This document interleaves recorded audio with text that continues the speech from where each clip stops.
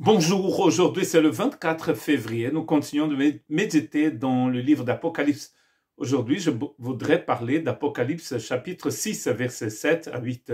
Quand il ouvrit le quatrième sceau, j'entendis le quatrième être vivant dire « Viens ». Je regardai et je vis un cheval pâle. Celui qui le montait avait pour nom la mort, et le séjour des morts l'accompagnait. Ils reçurent le pouvoir sur le quart de la terre, de faire mourir les hommes pour l'épée, par la famine, par la peste, par les bêtes sauvages de la terre. Waouh! Nous avons vu qu'un autre cheval, le cheval rouge, parlait aussi, on utilisait aussi le mot épée. Mais dans les deux textes, le mot, c'est pas le même. Nous avons vu que dans le chapitre 6 et le verset qui parle du cheval rouge, le mot utilisé pour épée, c'était une épée plus courte qui était souvent utilisée pour les sacrifices. Alors qu'ici, nous avons le mot romphaya qui veut dire donc une épée, une grande épée, une épée qui est utilisée pour la guerre. Nous allons trouver le même mot dans Apocalypse chapitre 2 verset 16. Réponds-toi donc, sinon je viendrai bientôt à toi et je les combattrai avec l'épée de ma bouche. Et là, nous trouvons le même mot qu'ici. Donc si le cheval rouge parlait de persécution, celui-ci parle vraiment de guerre. Ce texte n'est pas nouveau dans la Bible. Nous allons trouver le même texte dans Ézéchiel chapitre 14, versets 21 et verset 22. Il ne faut pas penser que ce que vous trouvez dans Apocalypse est complètement nouveau. Nous allons souvent trouver des citations du livre des prophètes et notamment du livre d'Ésaïe. Et ici, nous avons donc une citation du livre d'Ézéchiel. Ézéchiel chapitre 14, versets 21 et 22. Oui, voici ce que dit le Seigneur l'Éternel. Même si j'envoie contre Jérusalem mes 4 terribles instruments de jugement, l'épée, la famine, les bêtes féroces et la peste, pour en éliminer hommes et bêtes, il restera des rescapés et on en fera sortir des filles et des fils et des filles. Ils sortiront pour aller vers vous. Vous découvrirez ainsi leur conduite et leur agissement, et vous serez consolés du malheur que je fais venir sur Jérusalem, de tout ce que je fais venir contre elle. Donc ici, le Seigneur parle par Ézéchiel de ce qui va arriver à Jérusalem, et il a donc ces 4 instruments: la guerre, la famine, les bêtes et les maladies. Donc en fait, on voit ici donc les pestes. Les gens disent que ces choses se suivent en fait. Quand une ville à l'époque était assiégée, donc par la guerre, par une armée ennemie, ensuite les gens à l'intérieur de la cité, de la ville, allaient donc avoir faim parce qu'ils ne peuvent pas sortir pour aller dans les champs pour chercher de la nourriture. Et ensuite, il y a bien sûr des maladies qui vont apparaître. Dieu dit qu'il a utilisé ceci pour le jugement contre Jérusalem, que vous pouvez trouver dans le livre de Jérémie et aussi dans Lamentation de Jérémie. Et vous allez voir qu'il a vraiment ces 4 instruments de jugement qui sont appliqués à Jérusalem.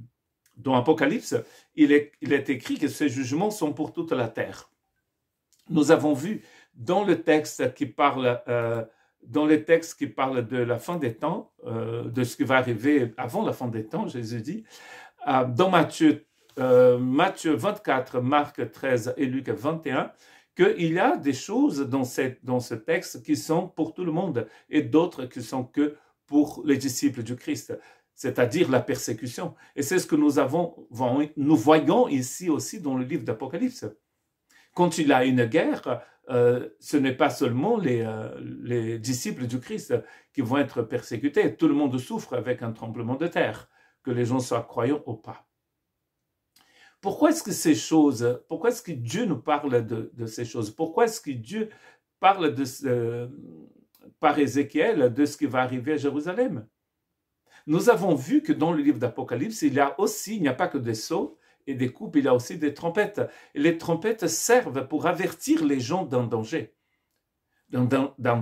éminent, d'une armée qui s'approche de la cité, des problèmes qui vont venir sur la ville. Ce texte d'Apocalypse sert aussi à nous montrer qu'il y a des dangers partout.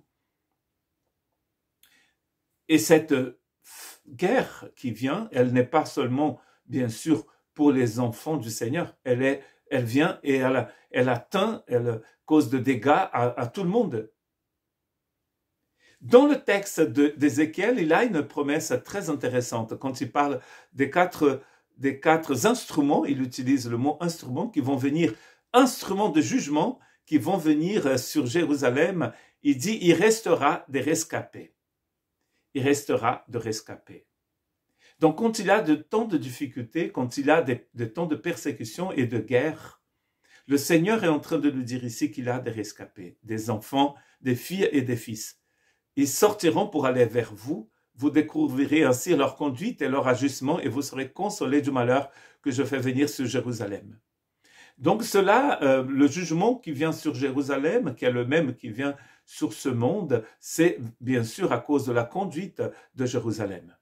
Dieu avait averti Israël par la bouche de Jérémie que le danger était imminent, que en fait les Babyloniens étaient aux portes de Jérusalem. Mais les gens n'ont pas voulu croire, les gens n'ont pas voulu se repentir. Et si vous lisez Ézéchiel 14, vous allez voir qu'il y a énormément d'idolâtrie et le péché qui règne dans la vie du peuple de Juda. Et ceci est vrai aussi pour nous aujourd'hui. Il y a des dangers partout. Il y a la mort, il y a des pestes, il y a des maladies. Mais nous pouvons regarder vers celui qui vit et qui règne pour les siècles des siècles. Quoi qu'il arrive sur cette planète, que ce soit une persécution directe contre le peuple de Dieu, ou que ce soit des choses comme nous voyons exactement en ce moment dans le monde, nous pouvons savoir que dans le livre d'Apocalypse, celui qui est vainqueur, c'est l'agneau. Celui qui vit et qui règne pour les siècles des siècles, c'est l'agneau. Et nous sommes avec lui. Donc, que le cheval pâle passe par là ou pas, et il passe, depuis toujours, il passe, et il va continuer de passer jusqu'à la fin des temps. Nos vies sont en fait établies sur le roc. Notre maison a été construite sur le roc. Et quand la tempête vient, notre maison va rester debout. Que Dieu vous bénisse.